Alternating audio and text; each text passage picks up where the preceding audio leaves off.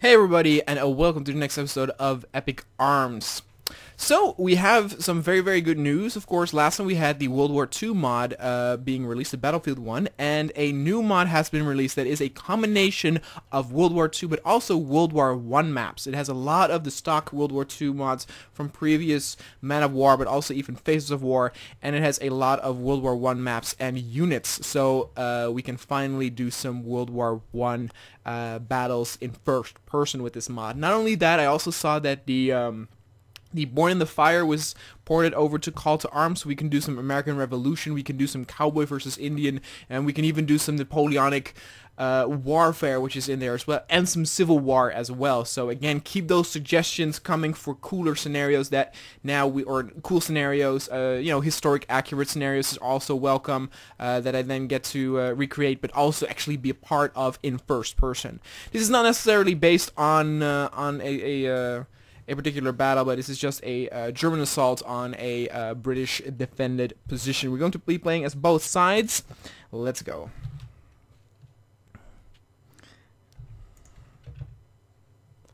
There we go.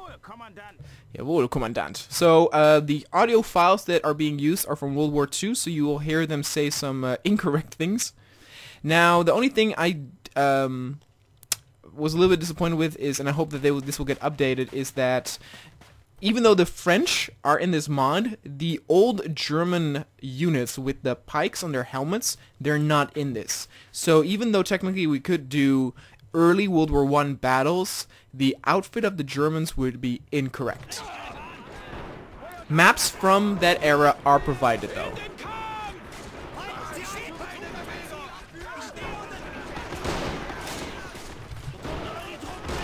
Of course, there are also tanks available, so this is just a battle up on top of the hill.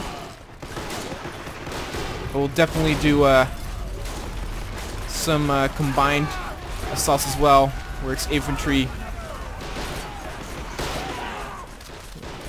Gotta get into those trenches. Ah, and we died. Let's see over here. These guys were all defending well. Let's switch to a different one. Let's switch to this guy over here.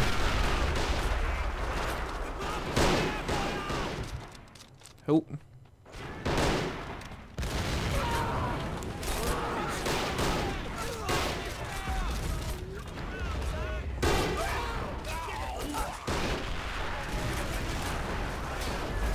Alright. Going up there.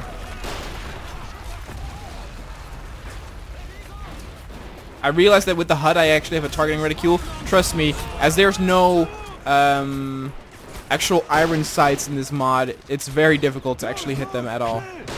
Alright.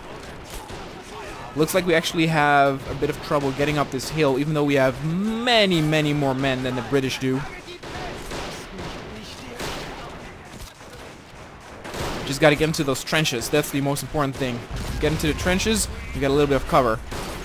Ah, I hit him though. He's not dead. Oh, there I go. Oh, look at that. We're actually being pushed back. Looks like this victory is going... Oh, I'm an officer. Oh, that's a little funky. Okay. It actually seems that a lot of the mods that are available do not come with the hands animation. Now, the Battlefield 2 or Battlefield World War II mod has been updated to where you see the hands.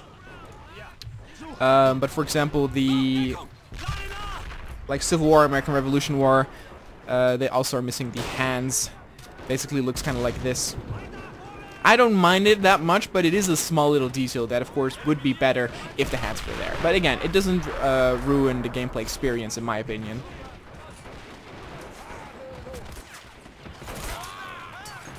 Alright, I think it's close to say we're not getting up this hill, and the first round goes to the British. Let's try it again.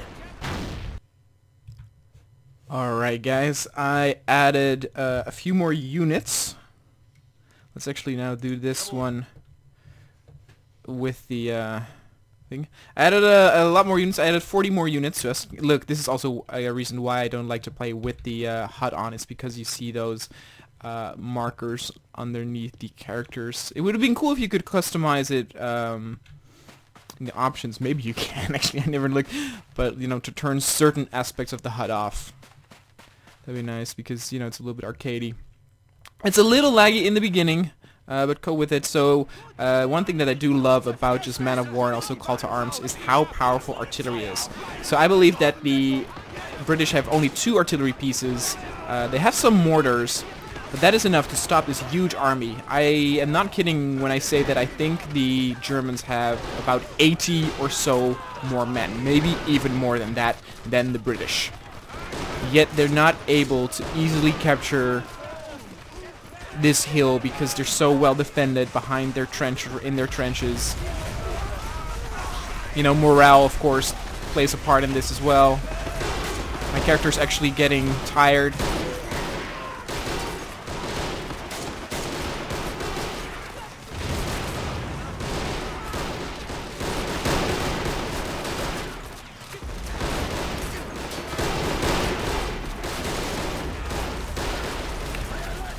Oh, Jesus. Oh, yep, that was painful. Oh, that guy lost his hat. Or helmet. I'm not even able to reach the first side of the trenches. There you can see in the distance, you can see the artillery firing at us. Ooh, that was too close for comfort. Let's see if we can actually reach it. Let's run. Nope. Nope, absolutely not. Absolutely not. What a slaughter. Of course, with the American Revolutionary War, and this also being a hill, I talked about before how cool it would be to do the Bunker Hill scenario in first person. Especially because gameplay-wise, it's kind of interesting since you have to reload your gun every time you shoot, so you gotta make those shots count.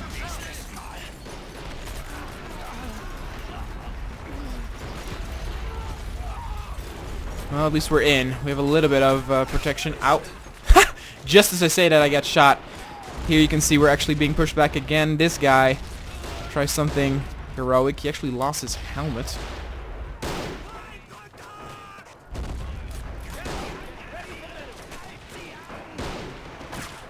Oh dear God. Oh. Ah, so close to it. Again, once you get there, if you crouch, I think one thing I would like to see added in terms of like Call to Arms is that they do crouched walking. I think that would be very, very useful. So also I have very good news. The creator of Galaxy at War, the head creator, contacted me that they're going to be porting Galaxy at War to Call to Arms as well, so we can do some first-person Star Wars action, but also do some Star Wars versus Earth with some of the factions that come with the modern factions that come with Call to Arms. However, they're going to port it after the game is fully released. It is, of course, still in early access, so it's still going to take a while, but at least I'm happy to know that they are going to be porting it, because, again, like, seeing this with first person, being a part of the battle itself, just screams for all those mods to be ported over to Call to Arms. I mean, we got now the Napoleonic Warfare, we got the World War I. You know, what else? We want Vietnam. I mean, there's a Vietnam mod out there, but it's not very... not very large. It doesn't really consist of anything. You know, what are other mods that we want? Warhammer, though, of course, Warhammer was cancelled. One mod I would really love to see is a Starship Troopers mod. It's not out there, but I would definitely love to see that. Of course, zombies. That would be cool to have some first-person zombie mods out there.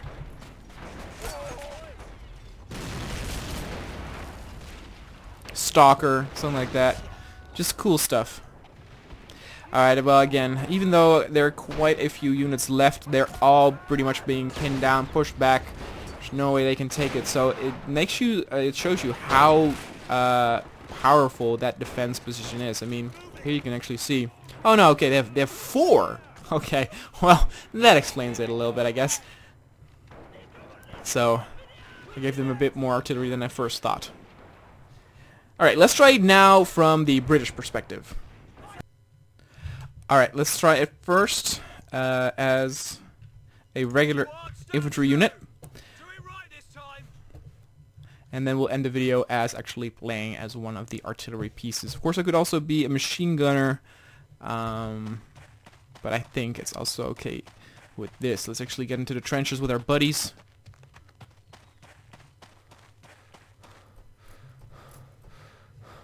Or not. Oh, it's not good.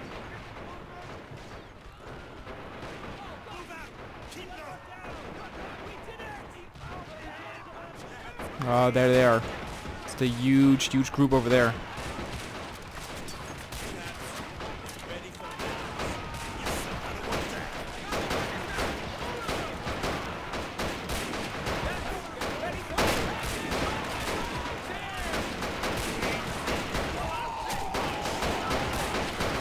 I gave the Germans even 40 guys more. See if they could do it. See if they can at least get a little bit higher up the hill. I mean, it's pretty much certain that the front row of British soldiers perish during this battle. Which is not surprising because they take the full hit.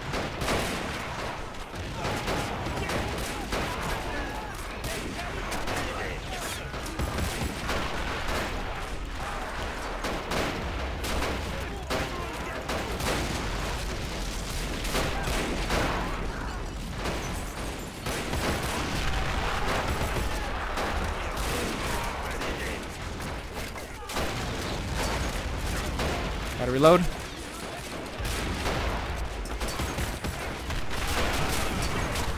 Not good, not good.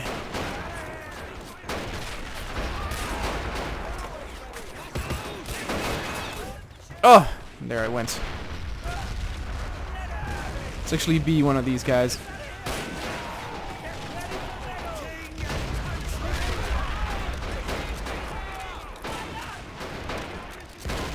Ooh!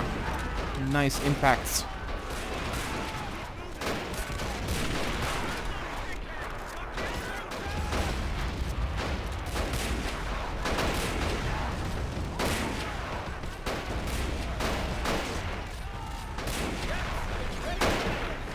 Yeah, again, it looks like the second row of soldiers are actually doing a pretty good job of holding.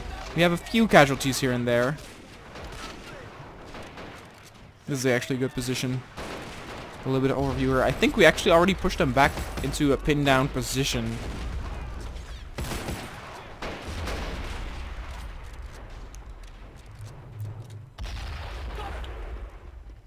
Well, we'll definitely revisit this and then give them also a little bit less artillery than I guess. I guess 4 is a little bit much.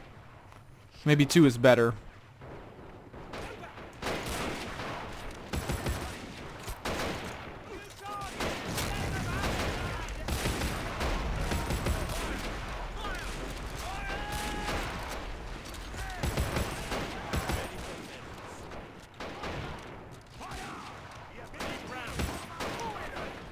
Alright.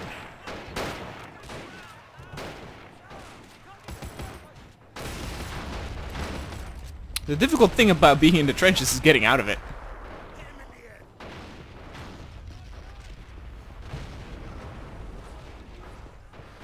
As you can see that this level is actually pretty wide. It actually goes all the way over here. Like if we would need, use less units per ground mass, we could actually have a really large scale battle, but of course on every like few feet of soil there would not be a whole lot of men fighting.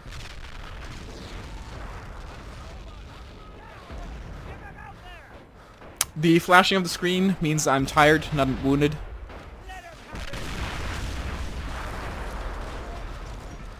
Actually take a moment to catch our breath. Let me clear up. There we go.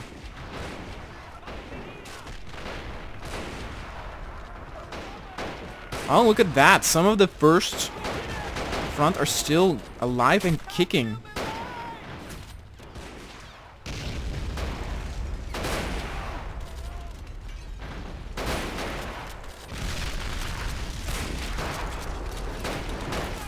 Ah, there I went. Alright, let's try this one more time as an artillery piece. Alright guys, let's be an artillery piece. Alright, we might actually have to do this with the HUD on. Yeah, to make it a bit easier to see. Alright, there they are. Let's give them a warm welcome. Ah. Well, you can see how inaccurate the artillery was. Then again, of course, it's pretty far how I'm firing.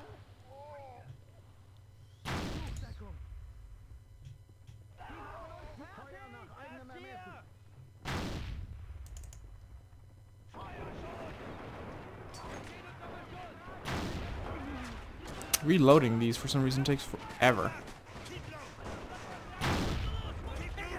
Oh no, wait, what? He is firing.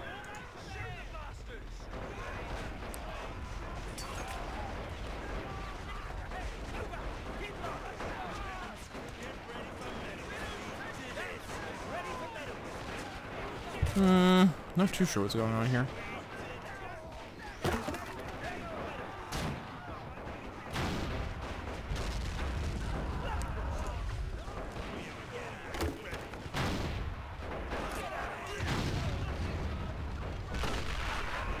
I think that was actually mine. Yeah, it's weird. I don't know if I'm this guy.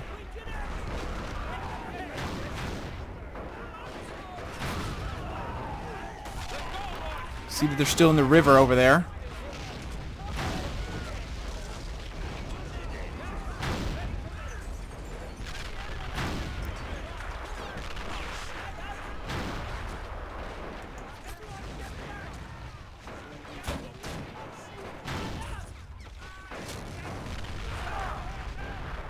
Maybe being a mortar is easier. I don't know.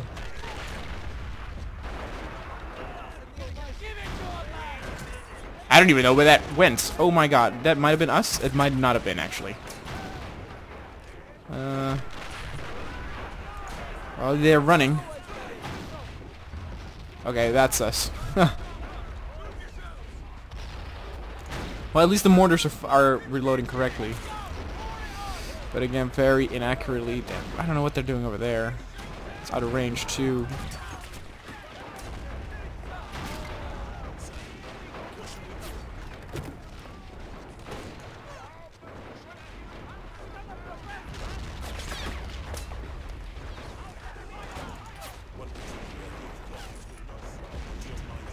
Yeah.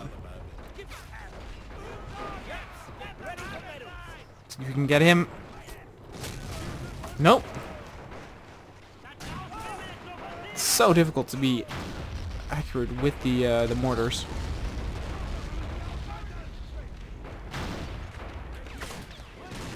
Still though, again, I gave them even 40 more. Again, just you see, no matter how much manpower, if the artillery is in a good position, it's so difficult for the AI to. I mean, I'm not kidding that probably the enemy team has now over 150 more troops than we do. Yet it stands no chance against bouldering artillery. Oh, look at that! That was mine. Haha! We actually got a good hit in there. About time.